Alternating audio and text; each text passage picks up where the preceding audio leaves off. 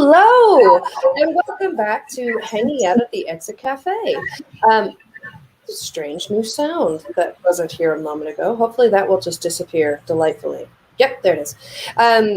So what I wanted to say to everyone was, this is Hanging Out at the Exit Cafe. I represent the Exit Theater. We're trying to recreate what it was like to sit in our cafe and overhear our favorite artists talking about their work, because that is my favorite part of the Exit Theater and always has been. And so that's what we're bringing to you today.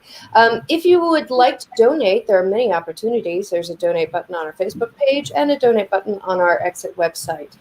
We recommend a donation of $5. However, you are welcome to donate more, and you are welcome to donate less, because I can't really tell if you're watching or not right now. So, live your life. And if you want to be free, that's great. Be free. That's fine. Soon, we'll all go back to real theaters, and they won't let you in without paying. So this is exciting for you. So today, we're going to chat about the arms and the armament of Stephen Blois. You know what I should have done? Ask Stuart how to pronounce that before I did this, but I didn't. Part 2 of the Anarchy Quartet. We saw the first part a while back, and we'll talk a little bit more about that in a bit. So without further ado, welcome Stephen, Stuart, and Nick. Well, I meant Fred. He's playing Stephen. Shh, don't tell him. And Nick. Here we go. Hi. Hello. Hi. Cool. Yeah. You told me I was playing Stephen. You haven't been told yet? No. I like to surprise people on this show. Thank you. I like to Great. Keep everyone on their toes. It's very exciting. Yeah. Blah, by the way. It's blah. Stephen and Blah. like blah, blah, Blue. Blah. blah, B-L-U-A, blah. Yeah, Blah. yeah. It might be my favorite moment of this week. It's going to be the whole show. Unfortunate. Yeah, it's unfortunate considering how blah, his kind of career was. It's a weird, it's a weird coincidence. It is a weird coincidence. Actually, welcome, Stephen of I think you have. Does it not work if you don't do the hand gesture? the problem is, You need that. I actually say that in the show, and now I'm just going to probably laugh when I do it. Yes, everyone. Everyone, watch the show on Thursday, and I want you to watch very carefully for when he says that to see if he cracks a lick. I won't laugh. Wait a minute. Do we ever say blah in Absolutely. the actual show? Absolutely, we do. The arms of Stephen de Blois. No, but you don't say it in the show, do you? Yes, He you does. do. Yes, I do. There's a line? That's Yes, right, there is. playwright. Actually I'm wrote not it. sure. Yes. You wrote it. Are you not the author of our journey? You know what? So ladies, I'm we're all working- meeting for the I'm first time, working on everybody. the next few pieces, and so I kind of have as the writer, you kind of have to let go of what you've been working on to start working on the next thing. So on some level, once we had established, Catherine is the new Fred. Fred. Catherine corrected us in the comments. Correcting us and stuff. There we go. Blah. Oh yeah, Blois. Blois. But Stephen Blois.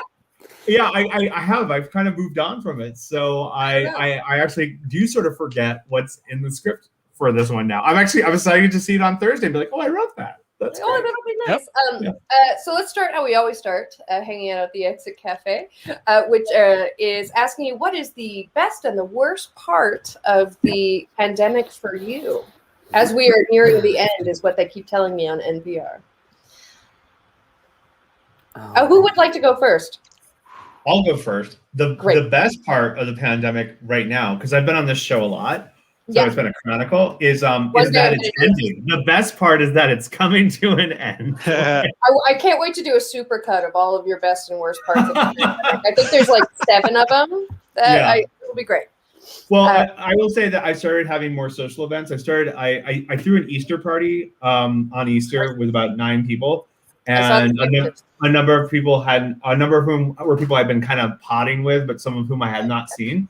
And since then, I've been doing progressively more and more events of things as getting safer. More and more people are vaccinated.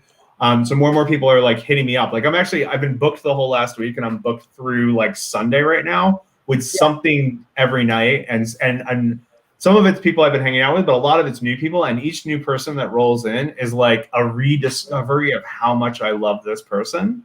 And that has been amazing. So if nothing else, this has made me appreciate virtually everyone in my life. and really I'm grateful for that. Yay, So, that's really nice. I've had a lot of guests too, and most of them I feel that way about as well. Some of them I'm like, oh, I shouldn't have brought you back, but you know. Really, you have that person? I can't wait till I have that person. I'm looking forward to that. They're Like, all oh, more. Yeah. turns out I didn't like you. Yeah, come on, now we know. Yeah. Which who? Who are you guessing? Nobody. That's what I'm saying. But you've had that experience of someone of being like, No. Okay. Because they're probably watching think, right now, being like, I've had a lot of family show up, which is like, oh, this is what this was, hanging out with my family. But I was so great to see them, and it's been really fantastic. And also the first hugs, which is pretty nice. Like I've been in the position to give people their first hug in a year from someone other than whoever's been in their pod. I know you're not a hugger, but I am. I looked at you, Stuart. You can't tell that. Well, I know you're not a hugger. Huh? I had someone over on a few days ago. I won't specify, but she is not known as much of a hugger either. And at the end of the event, she gave, we're all giving each other hugs. And it was still kind of not a hug. And I said, oh, you're still not a hugger. And she was like, but I'm trying. And it was yeah. Yeah. I mean, if you're not a hugger and you go through a year of being out of practice, I'm sure it doesn't get better. But it'll be very interesting. But yeah, no, I've had very similar experiences for the most part. I got to see Alexia and Tim.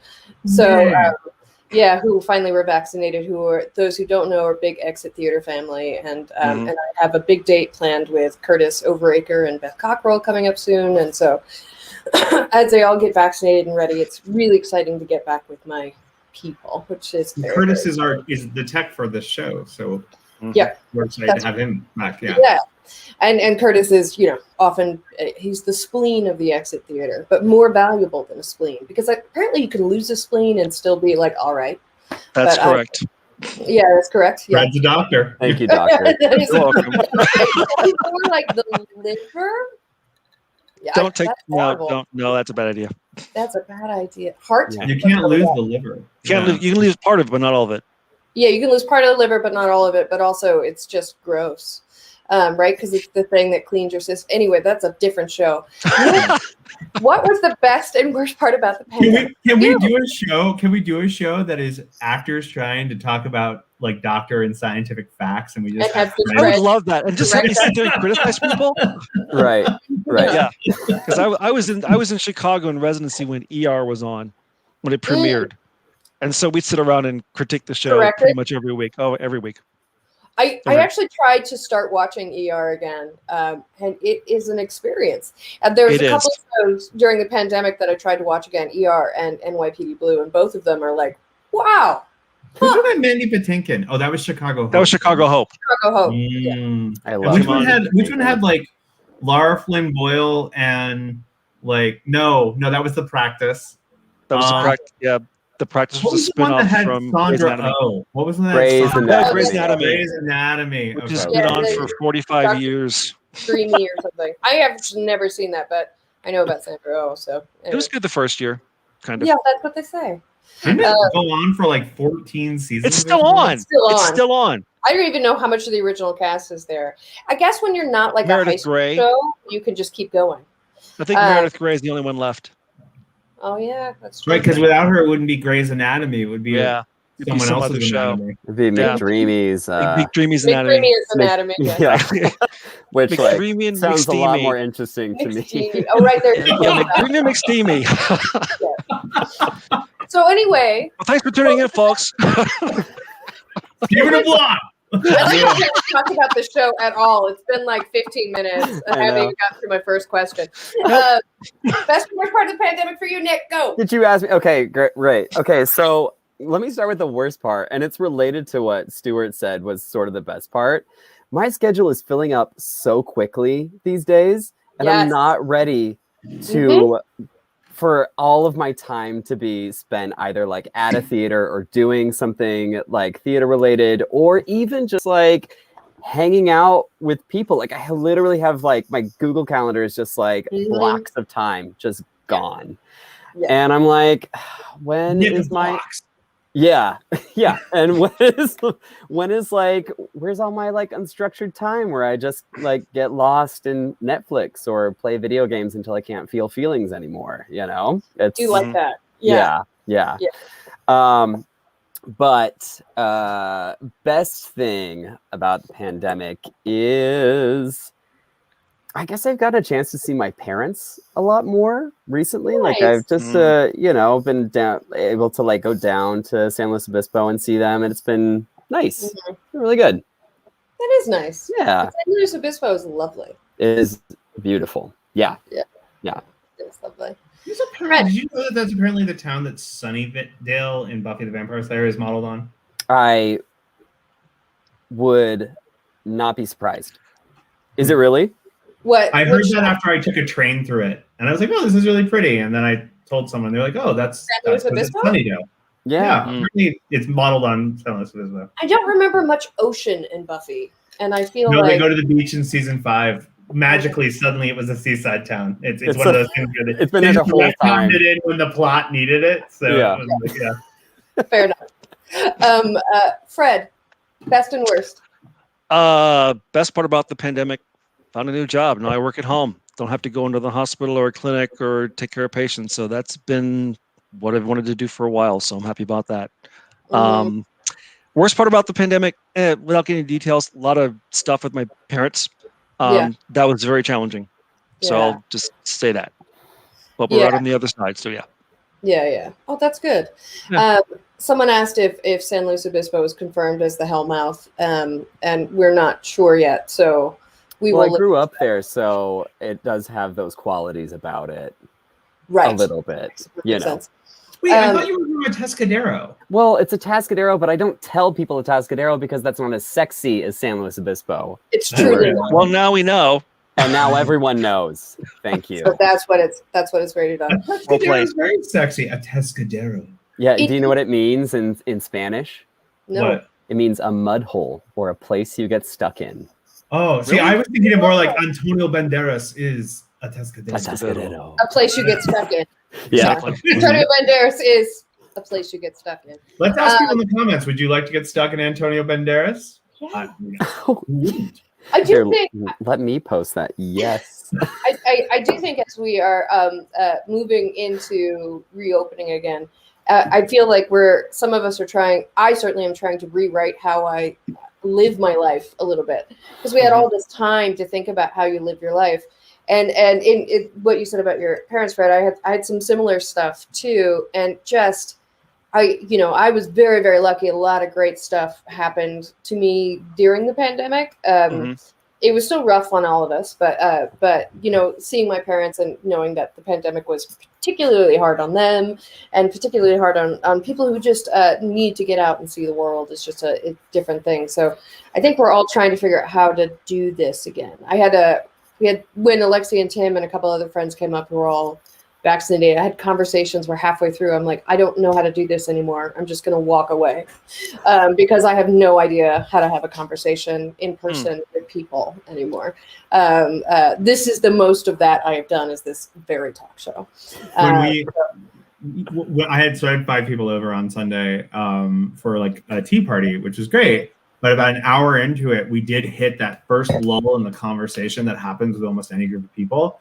Yeah. And there was this moment where it literally just died.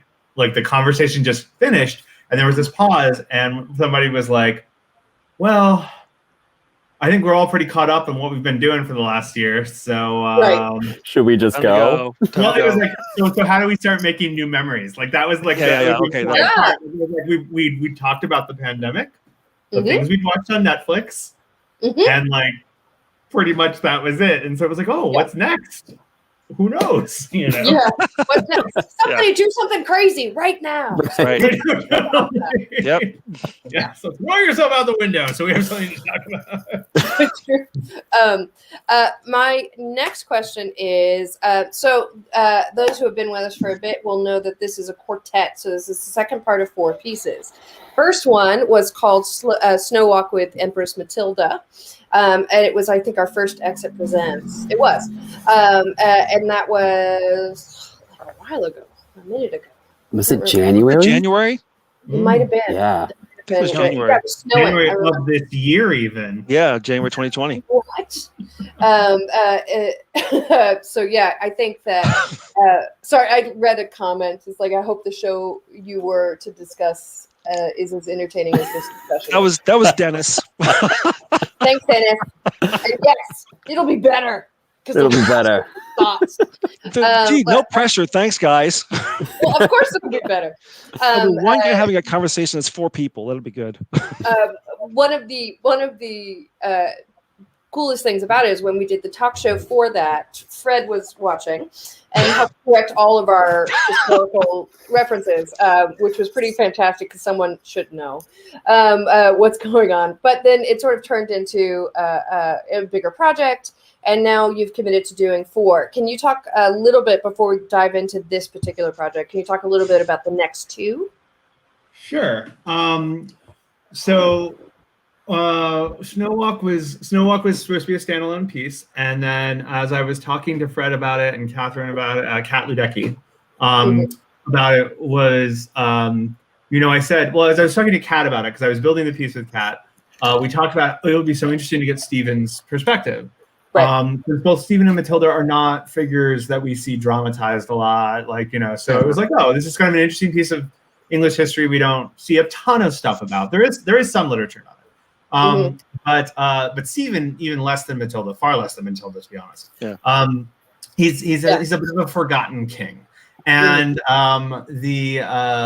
so I as I started to think about that, I also knew Fred was the person who I wanted to play the part, because I had actually shown Fred an early version of Snow Walk, just because I know Fred has a lot of interest in the period and interest in the same figures, and so I sent it to him, just be like, hey, I'd love your perspective on this. And then the more and more we talked, the more I was like, oh, Fred, I could build a piece for Fred, like I built a piece for Kat, and so that's kind of where that was born. And then Christina Ogello lives in my building, which a lot of people don't know. I heard about that. I didn't know that. Yeah, she lives on the 1st floor. I live on the 5th floor, and I came home one day and she was waiting in the lobby. Not for me, for something else. I was going to something, but we just happened to cross paths in the lobby. And she said, I've been thinking, do you want to do a 3rd piece? And I said, because, she's like, it feels like if we're going to do a second one, this was after we decided to do a second one. If you're going to do a second one, you might as well do a 3rd, right? And I said, yeah, no, totally. That's great. And we originally said, she said, I would love to hear the perspective of William Madelin, Matilda's brother who drowns, who was supposed to be the king of England, and because he drowns, that's why Matilda and Stephen are fighting for the crown for the next 17 years. And so I said, yeah, no, that sounds great. Let's do that. And then the more I started to peck away at Adelin's piece, and the more I started to peck away at Stephen's, I found myself thinking, I really think it'd be interesting to do it as a quartet, because then there could be one for each season. Like the Matilda one is so entrenched in winter. And as I found myself figuring out what I wanted to write about with Stephen, with Stephen, I originally was going to have him at the same time. And then I found myself becoming more and more interested in Stephen later on in his life. And then I found out that his wife died in May of 1152. 1152, May of 1152. And I thought, well, that's great and a coincidence, because we're doing the piece in May. And then I found myself doing a little bit more research, and I discovered something about Eleanor of Aquitaine, which is that Eleanor of Aquitaine, who was married to Duke Henry Plantagenet at the time, who was to become the next king of England. He was Matilda's son, and a deal was struck that Stephen would get to rule what basically was about half of what we now consider England, and on the condition that when he died, he would pass the throne on not to his 3 sons, but to her son. That was the ceasefire to stop the war. So Henry was to be the next heir. And by this point, he had already married Eleanor of Aquitaine. They were about a year into their marriage, and she was pregnant with her first son with Henry, whose name was also William. And but he dies at 3, but she don't know that. But that's also why we don't hear a lot about William, the first child of Henry and Eleanor, because he's only 3 when he dies. Right. But she was pregnant with her first son by Henry, also named William. And if the coincidences weren't enough, it turns out that William is born the same day that Stephen's eldest son, Eustace, dies in 1153. Interesting. Right. That was such a juicy like coincidence that I was like, I can't not write about that.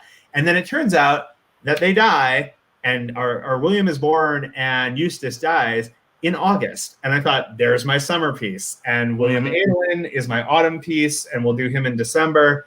We are going to do, due to the Exit Gala being in August, the Eleanor piece will be in July instead. So I've actually decided to go ahead and go with that. So the piece is about her 1 month before she gives birth.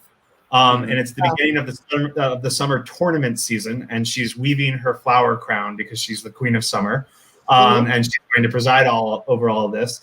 And as I began to sort of see each piece and sort of what each character was doing, Adolin will be giving his speech from the rock that sank the boat that he drowned on. So it'll be him dead. It'll actually be him speaking. Yeah, I was going to ask that question. Yeah. Yeah. Because to me, that's the most interesting part, right? Like the most interesting thing about him, and it's actually the opening line right now, is like, the most interesting thing about me is I died. You know, because that really is the only thing about him that we really have to go on. Right. And so I just knew, like, it all started to take shape. Like, it was one of those things where the one thing fell into place, and then another, and then another, and then suddenly we were off, and it was a quartet, and I understood the themes. And I also realized that because I wanted to talk about the weirdness of what we've all just been through, and it really worked, that, like, you know, I wanted to sort of use the 4 to talk about not just the cycle of time and the cycle of the seasons, but to use that as an allegory of, like, we come into a place of peril, we work through it, we suffer the consequences of it, we start over again, and then at some point we look back and reflect on it all. And that's what each piece fills. So the Stephen piece is in that moment of, I like to think of the Stephen piece as the PTSD piece. Like, that's what we're exploring in this one, is the trauma of being him. Yeah. Are you willing to talk about the cast of the future pieces yet? We'll go ahead and reveal them. Absolutely. Because the thing about this too, I know. The thing is that I do get the honor of not only working with a director to build each of these pieces, but we, pre-selected the cast, and I'm building these pieces for these actors. So Eleanor of Aquitaine will be played by Catherine Park, who's doing her really good impression of Fred Pitts right now, where she's correcting the So, like, the ball's now been passed, Yep, it has. Which means that Kyle McReady, who will be playing Adolin, will have to be like sharpening his medieval history game and correcting Catherine when we do this with her. So they'll be the next 2 actors. That sounds really exciting. That's really lovely.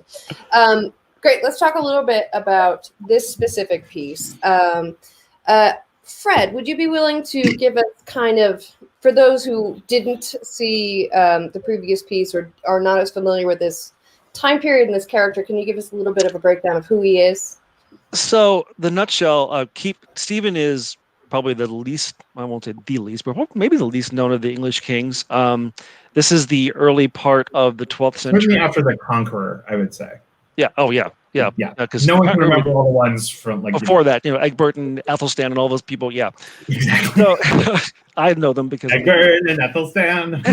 There's a musical that's going to be good later on.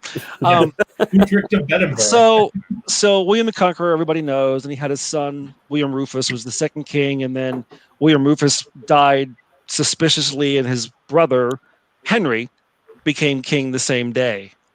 So the king is Henry, and he has a son, William Adelin, and his daughter Matilda. And Stephen is a nephew of the king, and he's kind of, he's a noble, but he's not really a powerful one. He's sent off to France to study. He ends up coming back to England, and he's in the court of Henry, becomes a favorite, gets granted a lot of land, a lot of money. But what happens is William and Henry and everybody in the court, they're in France because the British nobles had a lot of land in France. Right. And they're, I think it was Honfleur, for a party in November of 1120. And it was a nice evening. Everything was calm. Everyone's drunk. by the time they leave, supposedly around 11 or something, the weather changes, the waters get a little bit more rocky. The king gets on the ship first to go from France across the channel to England, makes it. Everybody else, pretty much everybody else, including William, the successor, get on a bunch of other ships, and mainly one big ship that was supposed to cast off, and Stephen was supposed to be on it. Well, history shows that Stephen basically had a GI ailment right before we were supposed to get on, and being very kind, and didn't get on the ship. The ship launches, it hits a rock, it sinks, everybody there basically drowns, including the successor. So afterwards, Henry has all of his barons swear loyalty to his daughter Matilda to be the next queen or empress of England, and they all say yes, including Stephen. And then when Henry ends up dying, everybody's in France, including Stephen and Matilda's brother Robert and Matilda, but Stephen is closest to England, the shore, so he leaves, goes to England with his brother Henry, the Bishop of Winchester. And at the time, if the firstborn was supposed to be the king or the successor, but really it was by acclamation. So since the successor was dead and Stephen went across the sea, his brother took over the treasury. He got back to London. All the barons said, "Oh, you know what? You're here. We're going to make you king," because a lot of them, if you read history, didn't really want an empress.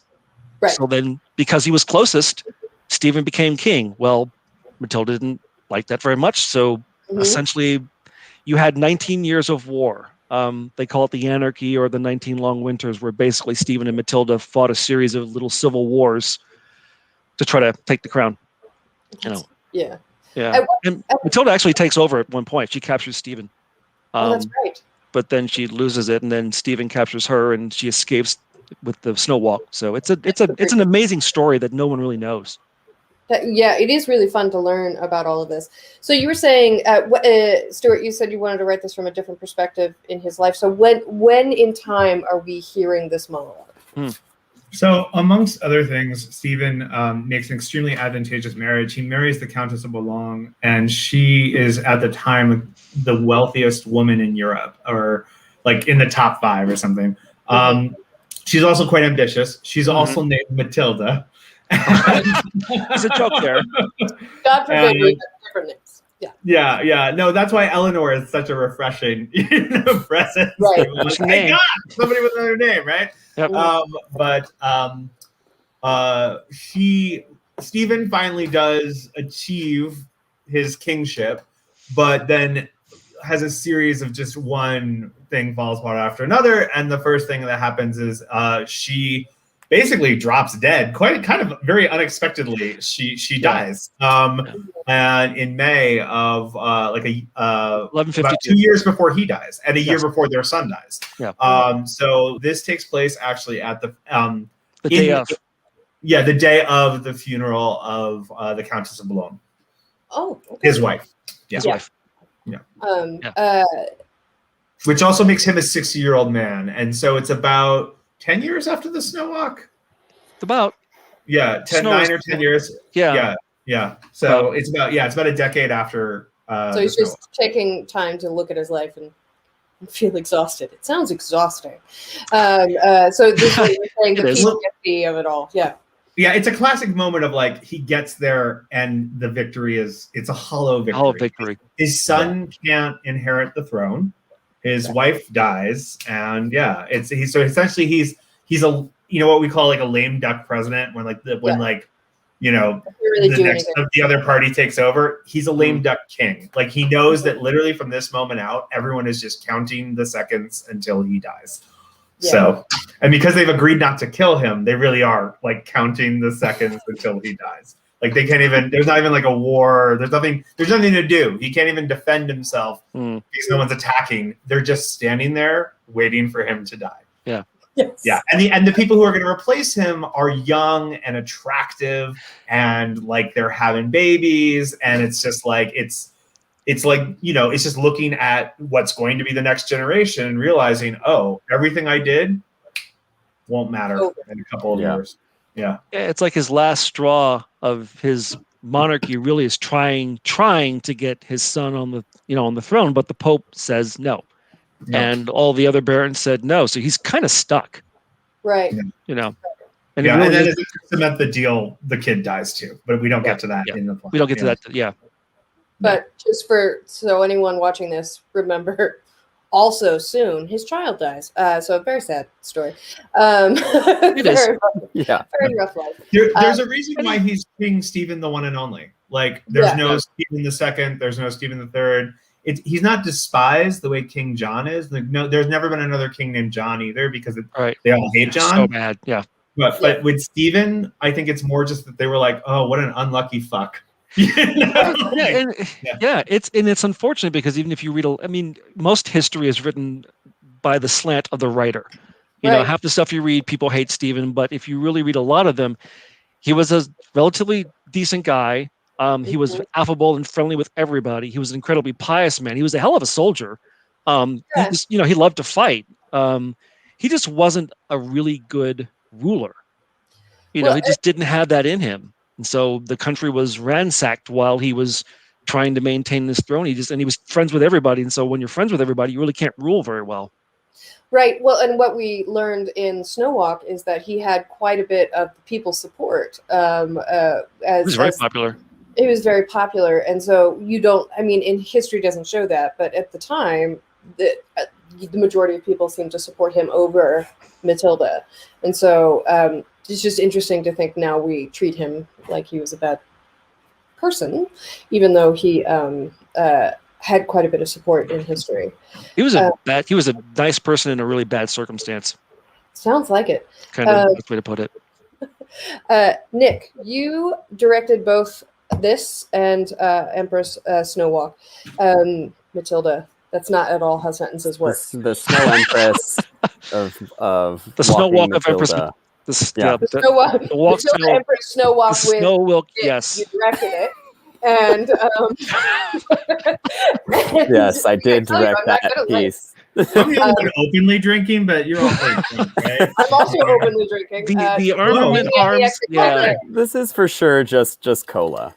Sure. I have no liquid. The Armament arms of Blois Stephen. Blois Stephen.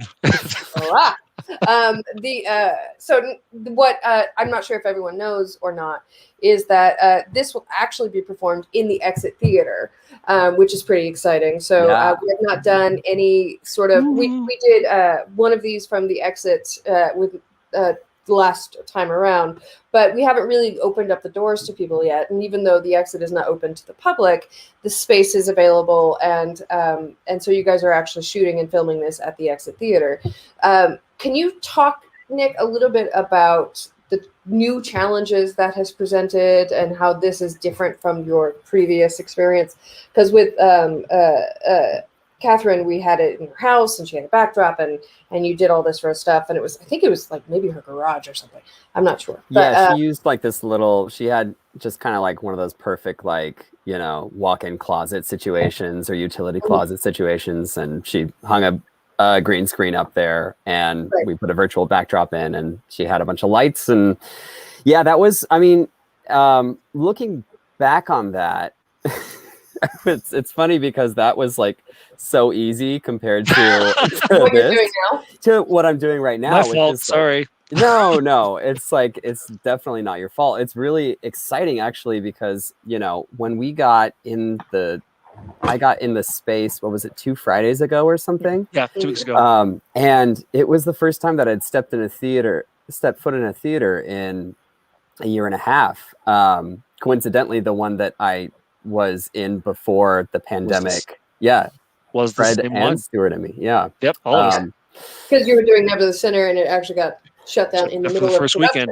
Exactly. Yep. Yeah. So it was a very surreal. We were lucky enough to get. We got 1 weekend of production. We got one. Yeah, which I feel like that's important to say because I know people who were like shut down in the middle of their dress rehearsal. A lot of tech rehearsals. Yeah, it did. People who had I consider. I feel like Never the Sinner, as things go, we actually got a pretty good deal. I have no complaints. Yep. And we were ready too, maybe some shows were like, oh, thank God we got canceled. But no, we were so ready. We were so ready. Yeah. We were ready. Yeah, So, it was hitting its stride. It was rough. It was the William Adelin of shows, really. it's so much potential, and then Right, and we all just hit a rock and drowned. yeah. Yeah. And then you came on my talk show and talked about it. It was great. There we go. That's how it worked. Perfect. It was good. Anyway, Nick, you were saying. But I was saying, so it's interesting because it's like it's representing this sort of like hybrid between both stage and theater, or stage and film, because basically what I have to do is set up these camera angles so that we get Fred on the stage and he's well lit, and the mic is picking up everything that he's saying. You get a sense of the space that we're in and the space that he's in, but you still get that. You still need to have that intimacy with him too. It's something that if I was just to set up a wide shot of a stage and just have Fred do it, he would get lost, and you wouldn't get the same. You wouldn't get the same intimacy that I think the piece really requires. I mean, it's a one man monologue. Yeah, it's like a return to live sitcom television is what the impression I get. Yeah. Sure. Yeah. Like you're on a soundstage for all intents. It's like a studio. You're in front of a studio audience. Yeah. I mean, I was able to play around with that concept, but only for I think a couple of hours before our last one.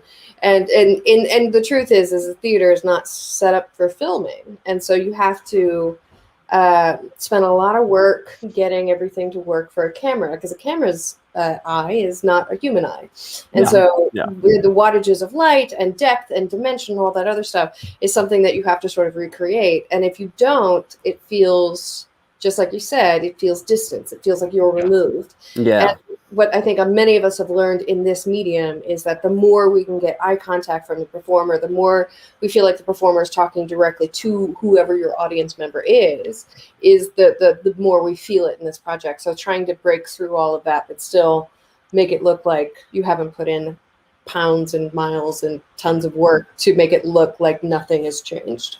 Yeah. Yeah. Totally. Well, what's great about the construction of these pieces too is that there is a speaker. There's a speaker and then there's an audience, and that gives and oftentimes it's a great opportunity to place the POV in the camera and have Fred or Kat speak directly to that person, speak directly to the audience. It's really effective. It is very helpful. It is very helpful. You've done a few of these online events now, Nick. I feel like you are sought after for this at this point. Yeah. Have you learned any great things from it? There's a possibility we're all going to continue some of this. I mean, it's possible the exit may even open at some point, and we will still finish this quartet online. And so there'll be a little bit of both happening. So do you intend to continue with this format, or have you learned a lot? Or I've learned so much, and it would suck to not be able to take any of that forward. So I am looking forward to being able to use these platforms like StreamYard and Zoom. Even if it's just for rehearsal. I mean, it's good because you don't have to like coordinate a bunch of people's schedules and getting to different places. So but I'd be interested in seeing it continue in some way, and maybe there's a we talk about multimedia in shows. Maybe there's a way this can be sort of like integrated into something that's more of like a show. More of a traditional theater experience, but I don't know. As we go on, I'm excited for the next two pieces in this quartet because I have enough of an understanding of what we've done now. I feel like I can pull it off, and it will be interesting too because I'm interested in. I imagine that as things open up. Hopefully, our possibility of bringing in a larger audience to actually view this is going to be it will be more possible. And so I wonder what that's going to do to the performance itself. It's going to change it a little bit. I think that'll be really interesting because I know that there was I think it was the New Yorker wrote an article about how Zoom is saving the staged reading, right? Because we can, we're not looking at scripts, and we're not. So we, the audience, are seeing a play in the way without having to see all those different parts. And also, there's been so much advantages of being able to work with people who are much further away that you wouldn't usually be able to work with for that reason. And also, for the audience, those who can't get to our theater for disability or whatever are now able to see this, and also people in other places. So people in New York can watch these kind of shows as well. Yeah. I think those are advantages we hope not to lose, but I will be very curious to see what it does to the performance itself, because as we were saying, performance for this is very, very different than a performance for an audience. Oh, yeah. And so what do you do in those situations as a director? I also because I agree with you a lot about how it creates potential for more people to see stuff. It opens things up to people who might not be able to see it otherwise. There also, I think, was a long time there was a fear, because it's not like we couldn't have done this before. And some companies were doing it. Piano Fight was actually doing a lot of stuff where they would do a performance, but there would be like a simulcast, sometimes on the internet. Lincoln Center has been doing that for decades, Right. I think there's always been this fear that if we put it on the internet or put it on TV, no one's going to come see the show. And I would actually say that one of the side effects of everyone having to work in this medium for the last year is I think we all actually really understand why seeing it live is still so much better. Yeah, I agree. This is great, and it's awesome that this will open up more avenues for viewing, but also it's not going to replace actually being in the theater. And I think more than ever now, we actually are really excited to get back into the theater. I think audiences are going to be ecstatic to be able to return to the theater. That's why I was even pushing forward in the beginning, because we talked about, maybe all the three of us came up with the idea of, why don't we just do it in the theater? I don't remember how we got to that point, but for me as an actor, I thought a chance to be on a stage. It's like, because it's nice to do Zoom plays or whatever, but you're in your house and you're in front of a camera, and it's a different animal. And for me, it's just a chance to, walking on that stage and doing Stephen on a stage, it's liberating. I hate to use that phrase, but it really is. No, it makes perfect sense. I can speak for the Exit in that I often feel that all the plays that have ever been done are still in the walls, still in the floor and in the paint. So there is something about definitely in the Exit stage left where they keep coming stage up left, particularly keeping up from the ground. Yeah, exactly. You can still find History of Stuart and Ariel Craft, both of them delightful directors who have. We sure do like painting the floor white.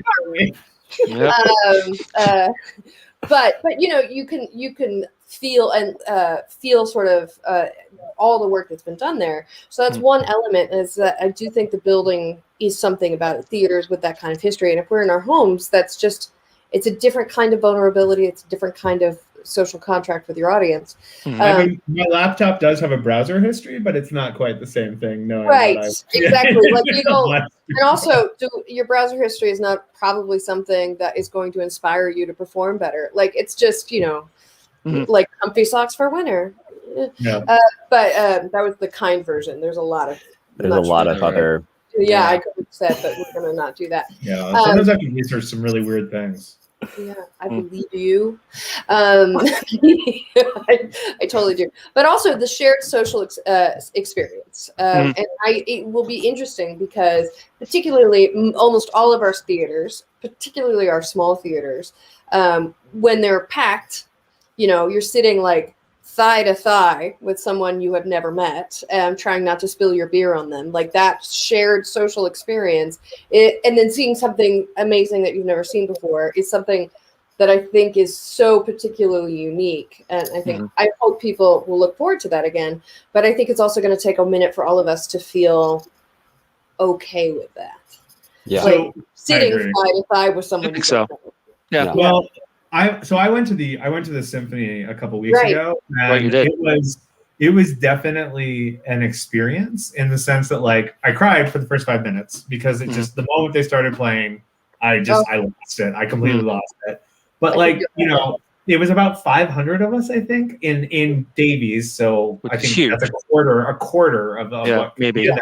And they had us so spread out, but even so, there was something kinetic about all of us being in that room with those performers. And it was one of the most incredible, I go to the symphony a lot, and it was one of the most incredible experiences I've ever had in the symphony because of the renewal of that, of exactly what you're talking about. But then kind of adjacent to that is like, Nick and I were talking last night during a production meeting, and we realized that, for instance, there are still problems. Now, as we transition back, there are actually new challenges. Like this one, we are going to have a small audience for this one. There will be a small in-house audience of about 10 people. And Nick and I realized, like, wait, when you're doing both live audience and stream, like I was like, when do you want us to applaud? Because I'm the house manager for this. And it's like, when do you want me to tell them, like, do we want to acknowledge that they're in this space? Do we want them to interrupt? Like whose experience is more important right now? The people in the audience or the people in the audience, you know? And then we had to make those decisions. And that's I think something that is just, that's one of those dumb little weird incidental things that you didn't think about it until we're literally talking about it 2 days before it happens, because we've never had to deal with this question before. Yeah. You know? Well, and we'll think about what we've all been watching. So things like Stephen Colbert, right, and the late night talk shows. It's just their staff, and we've just committed to like one person going ha like every third joke, and there's something comforting about that because it proves that he exists, and you know like whatever. But at the same time, he's coming to us from this dimension. Yes. You're like, oh, but it will be very, very interesting to see sort of what that is, and maybe audiences will come back and many of us in theater complain about the fact that audiences are not always aware that actual humans are in front of them performing, and the ones who talk and eat and text and call people, whatever, or make out with someone the entire show. We'll talk to the stage, talk to the characters on stage. It's it all. We love our audiences, and we always have some special folks. But I also wonder if people are going to come back to the theater and sort of recommit to the experience of having a live human being perform for you, audience member, and if that's going to be. I think they will. I think they will. I mean, that's definitely what I experienced at the symphony. I mean, for what it's worth, at the symphony, when they stood up to take a bow, we stood up, and we bowed to each other. It was like, actually, it was one of the part of what made that night so incredible was it was such an acknowledgement of both sides of the equation of what makes live performance so spectacular and so important.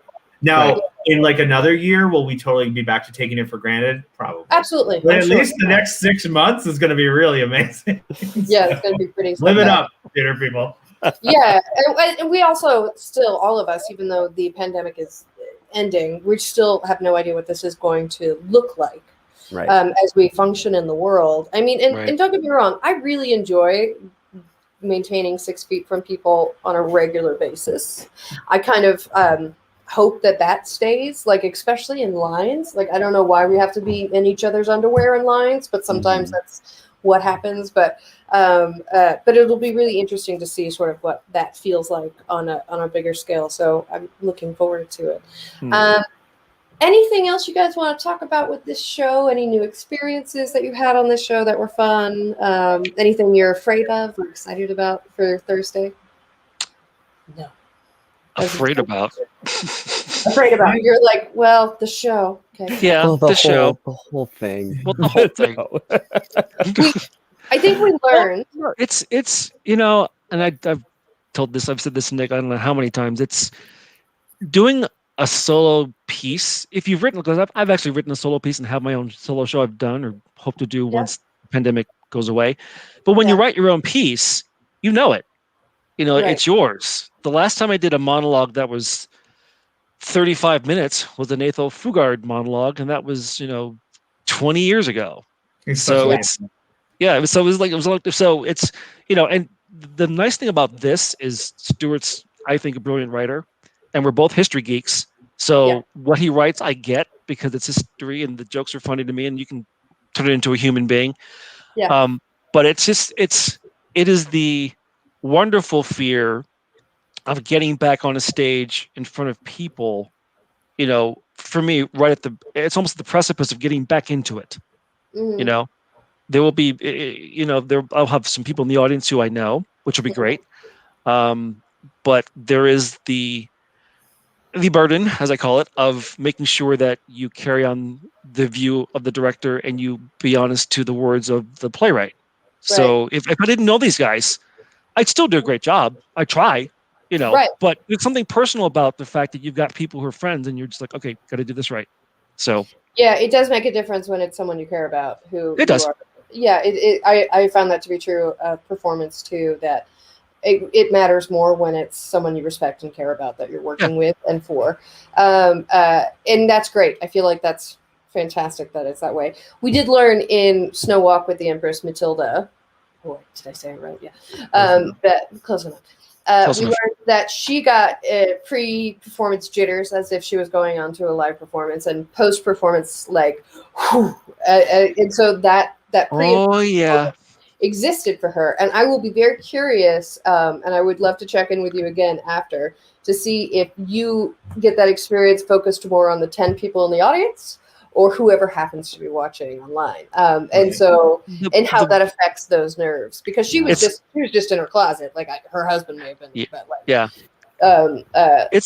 it'll be a different animal.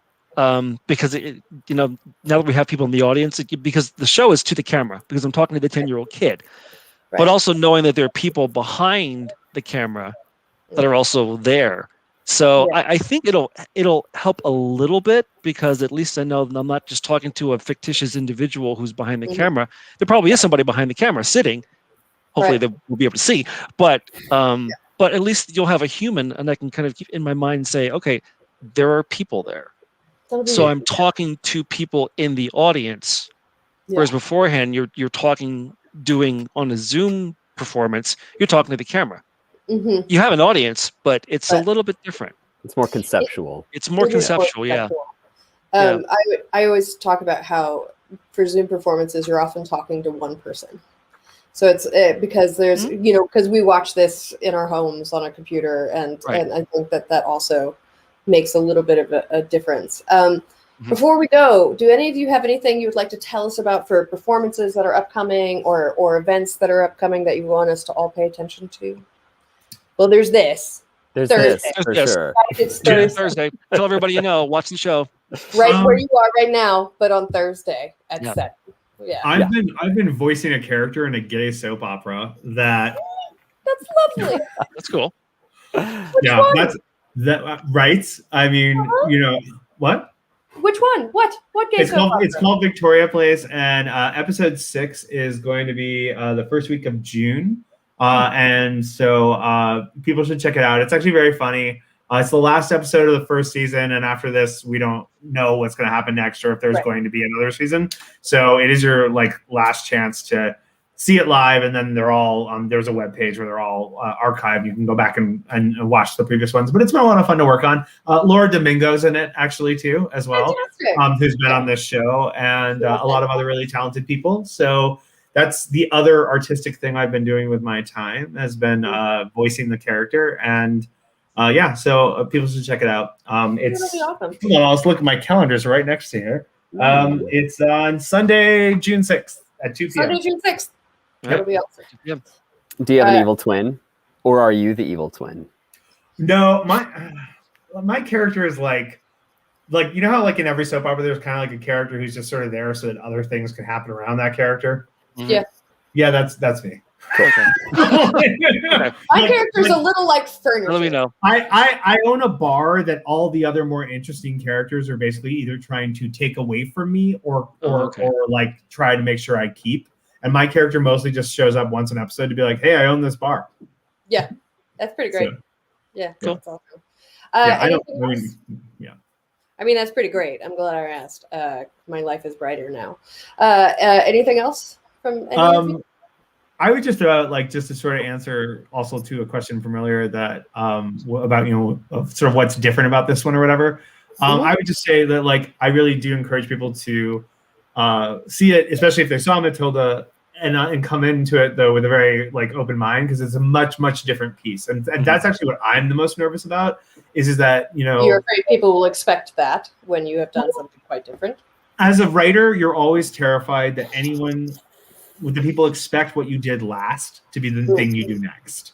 Right. And it was really important to me that this be such a movement in a different direction, thematically building on the past one, but also really having its own flavor. It's its own season, as it were. Right. And so I'm like super nervous, because I always am nervous when anything of mine debuts for the first time. But also with this one, I'm slightly more nervous, just because I'm like, it's such a deep departure from what the previous one was, but also that's what makes it exciting. So, yeah. I have one last question for you, Stuart. Before your online productions, do you pace in your apartment? Because when you did shows at the Exit, I think there's actually a dent in the hallway from you. So I'm just wondering if that's how you calm yourself. I recently, for a totally too long to get into reason, rewatched a DVD of a production of mine from like 10 years ago. And the person who shot the show included a bonus feature, which for some reason I've never watched. And so I clicked on the bonus feature, and it's Stuart's POV, and it's them walking back and forth with the camera. It's literally that's brilliant. Up and down the that's pretty smart. That's awesome. And I was like, fuck you, Becca. Like, also, it was an Easter egg that took me like, because it was Love Lovers Lost, so it must. Oh, wow. 2006, so that was like an Easter egg that took me 14 years to see, but it was worth every penny. I will say that before Matilda, I got really nervous. And excited, but I definitely, the best thing about Matilda for me in some ways was I got to re-experience opening night jitters too, and when it went off so beautifully, I also had that moment when the moment it ended, I was like, fuck yes, like, and the way that you sometimes are on the opening night of your show when it really works. And honestly, as much as I want to return to theater in person, and I really do, I'm not a huge fan of this kind of hybrid, though I love what it's allowed us to do in this time. I will be most happiest when I return to the in-person medium. But that said, one of the best nights of my pandemic was Matilda, and I expect there's going to be another really phenomenal night too. And it's because I got to have that emotional.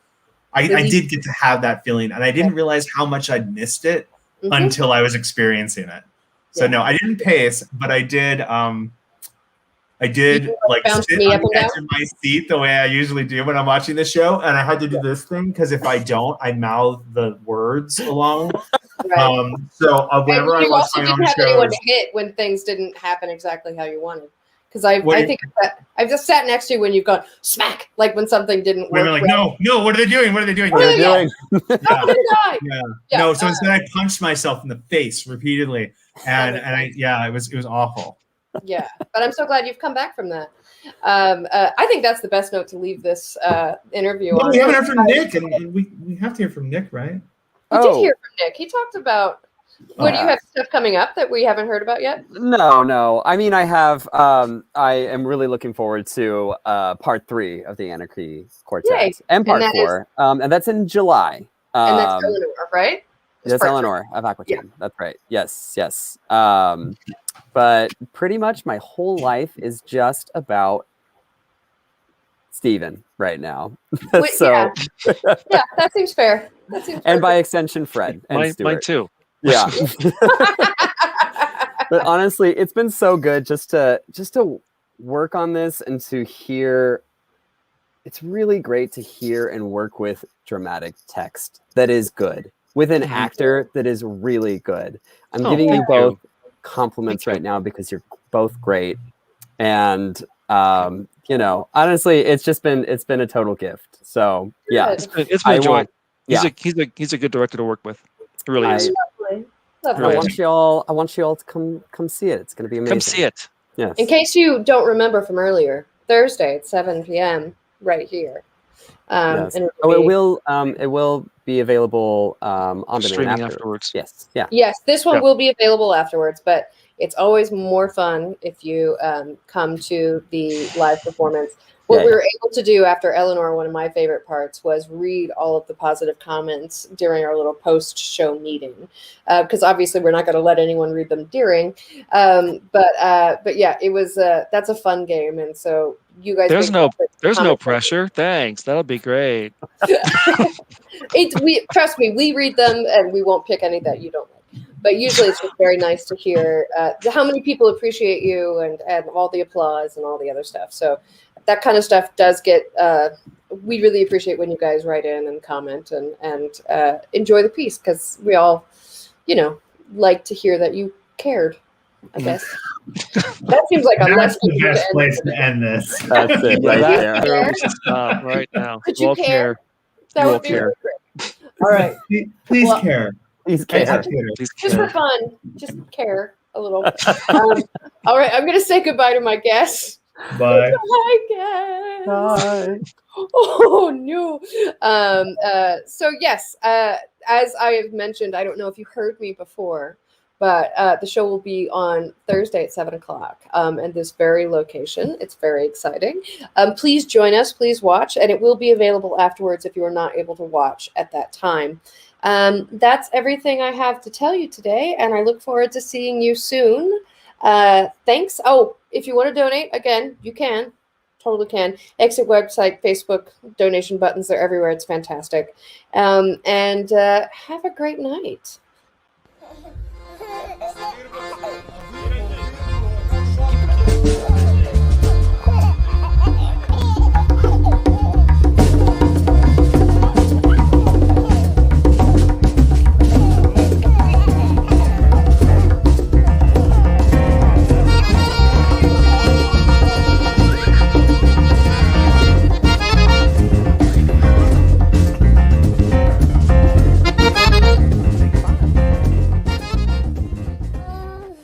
Say bye.